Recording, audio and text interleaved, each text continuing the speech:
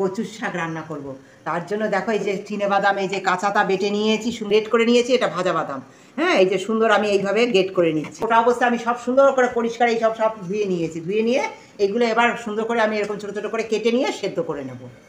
এরপর দিয়ে দেবো সামান্য কালো জিরে আর একটা শুকনো লঙ্কা, দিয়ে দেবো পেঁয়াজ কুচি, কাঁচা চিনেবাদাম কুচি। এটা বাদামটাও হালকা ভাজা হয়ে গেছে আর পেঁয়াজটাও সুন্দর ভাজা হয়ে গেছে। এবার দিয়ে দেবো সামান্য একটুখানি জিরে বাটা, বাদাম, তারপরে নুন, হলুদ আর সামান্য এই যে চিনি, সব কিছু আমি এই যে কাঁচা লঙ্কা সব দিয়ে দেবো। নিয়েছি এবার এই যে সেদ্ধ করা কচুর শাক আমি সব দিয়ে দেবো, জল সমেত দেবো, জল কিন্তু ফেলবো না। আমি সুন্দর করে আমি শুকিয়ে নেবো। গ্রেট করে রেখেছিলাম আমি বাদাম, সেই বাদাম দিয়ে দেবো।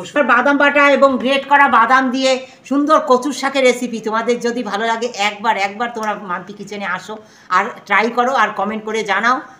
প্রতিদিনের ভিডিওটি পাশে থেকে ভালোবাসা দিয়ে দেখো এবং লাইক, শেয়ার এবং সাবস্ক্রাইব করো।